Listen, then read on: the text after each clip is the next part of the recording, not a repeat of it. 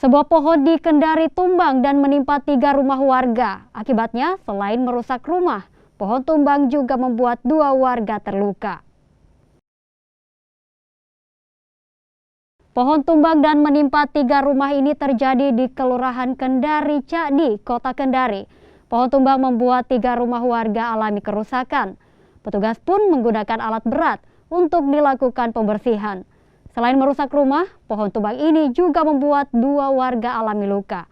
Satu dari korban luka merupakan bayi berusia 6 bulan. Keduanya dilarikan ke rumah sakit untuk mendapatkan perawatan.